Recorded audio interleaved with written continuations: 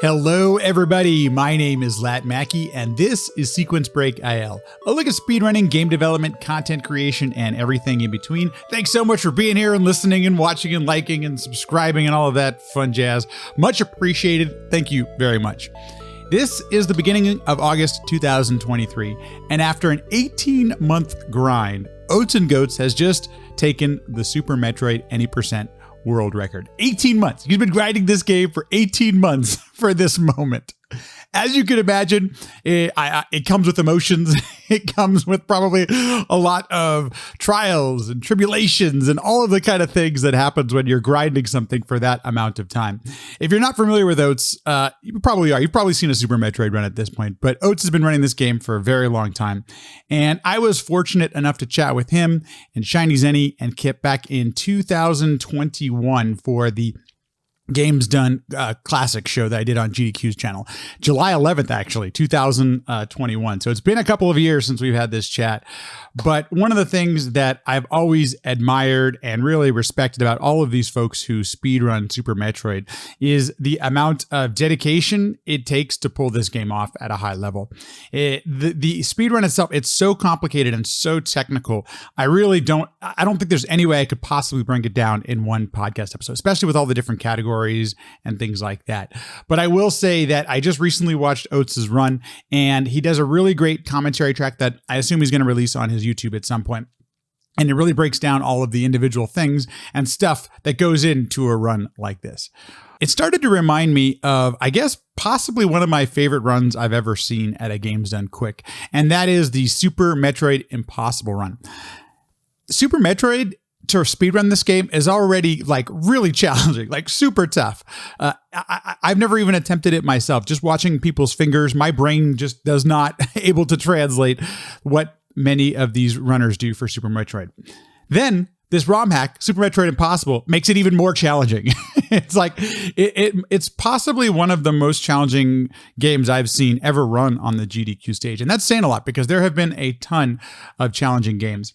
I love this run for so many different reasons, but it also shows, it's real life. Like, what's it like to run something like this in real life? Because there's a moment where Oats he's facing one of the bosses. Was it Ridley, or I can't remember which boss it was, but he can't get past it. It's just too challenging. There's too many variables that happen, and it takes him, I don't remember if it was like 20 or 30 minutes, but it was a while to get past this one boss. And not just that, but the entire run is like that, where there's all these challenging things. And so it was really fun to get to break down what it took to run this thing, and then kind of just admire what Super Metroid has meant to our speedrunning community. And the reason I bring it up, because at this time, Super Metroid is still the game that has raised the most amount of money, individual game, at a Games Done Quick. The incentive for Save or Kill the Animals to this day is still one of the most popular. It is the most popular incentive that has ever graced the GDQ stage.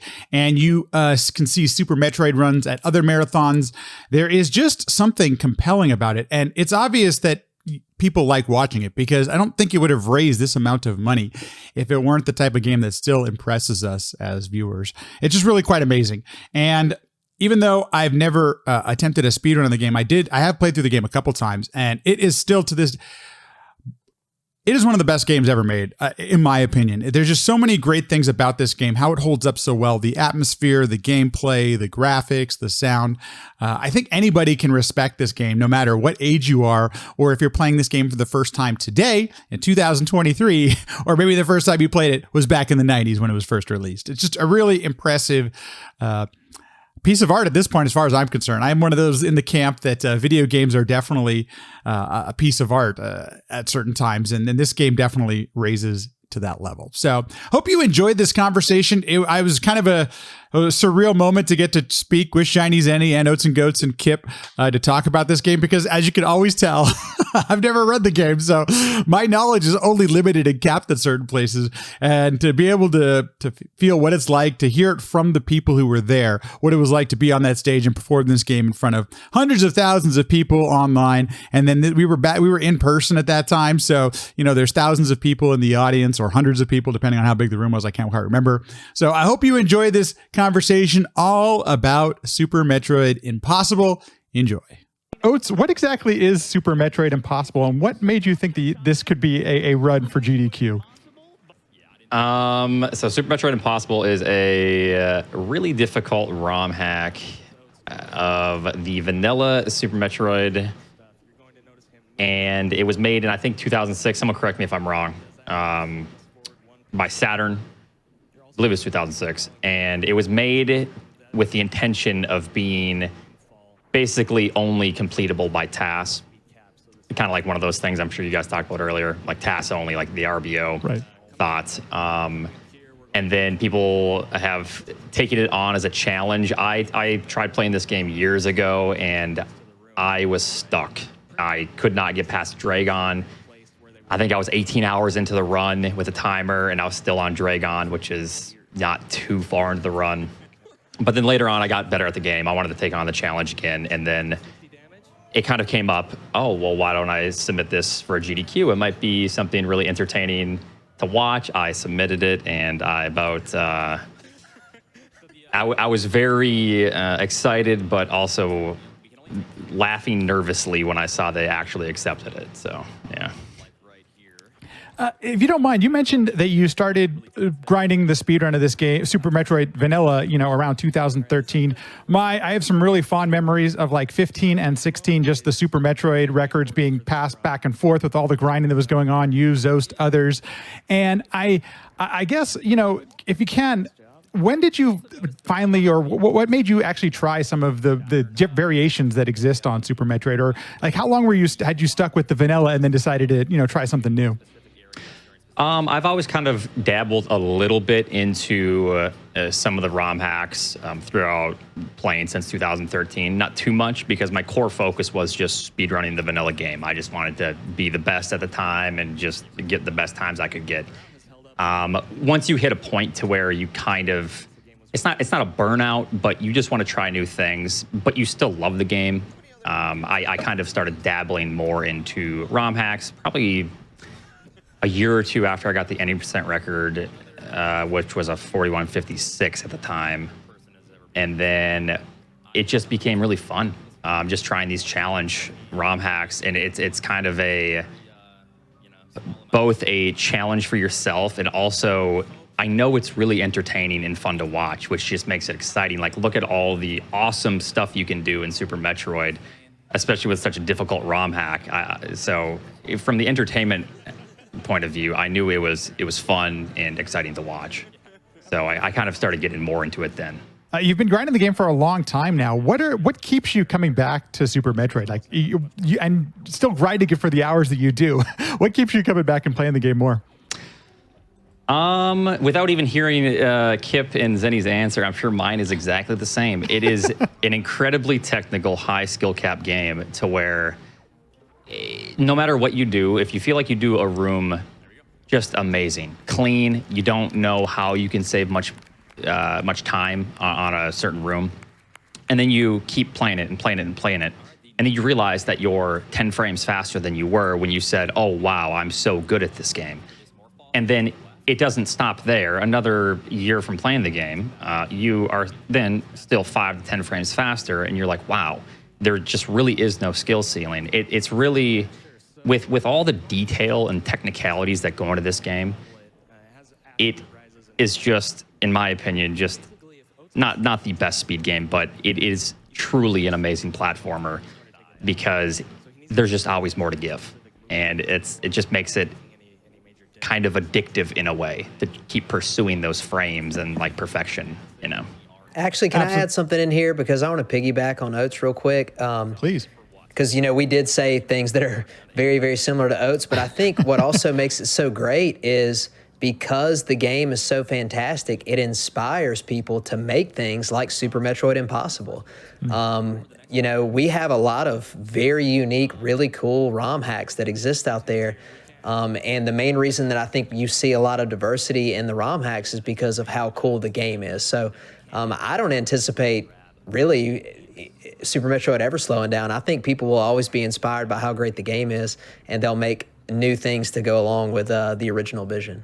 Zeni, you're on the couch for this run. What was your experience with the game when you actually tried playing it yourself? A lot of the run up to Ridley is a lot of heated rooms with Novaria suit, and I remember thinking, I can do this. I did RBO. This is fine. And it was difficult for sure, but I had so much experience with RBO. I was like, this is fine. Then I got to Dragon, and Dragon is just a nightmare in this version of the game. Under normal circumstances, there are these turrets that you break in Dragon's room so they can't shoot at you. But in Super Metroid Impossible, you can't break the turrets.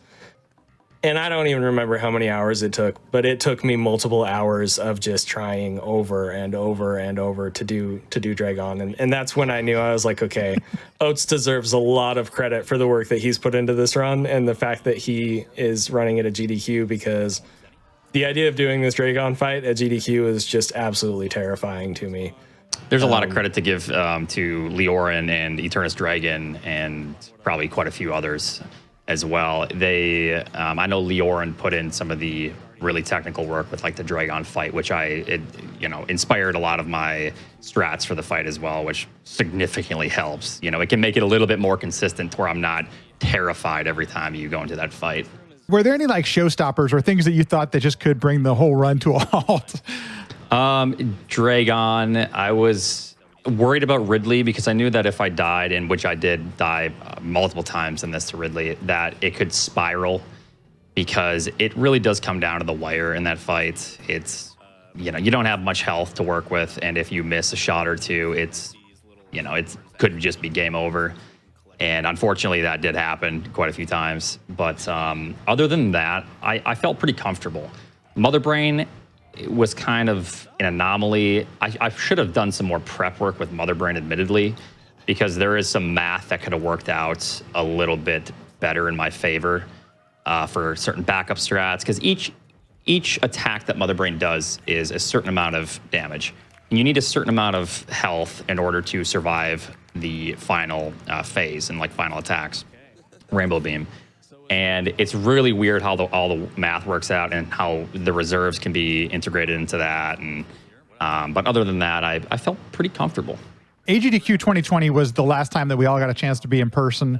And for those that didn't get a chance to attend the event, it was in a new space for AGDQ. It was in a really great place for speedrunners and people to hang out with, and a big, huge open room and all this kind of stuff and places to hang out.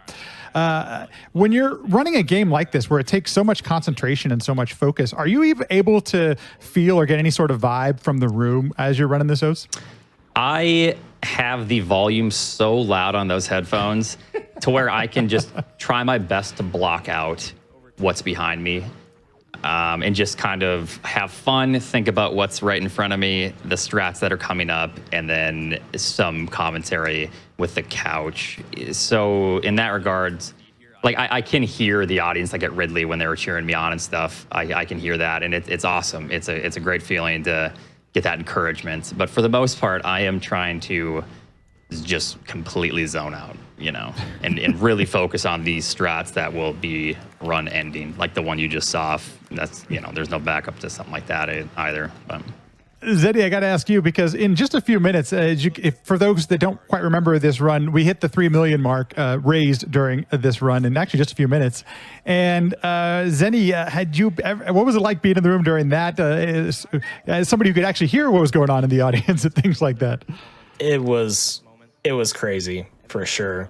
I don't have like a vivid recollection of it, but I just remember thinking like, how cool was it that I got to be there while Oats was doing this truly groundbreaking run, and also to have that groundbreaking achievement for games done quick in general happen at that same time. I just thought it was so cool, and of course the crowd was super hyped, because the crowd is always really hype at GDQ, and I think that's honestly one of the coolest things about GDQ, and I'm excited to get back to it during the next in-person event.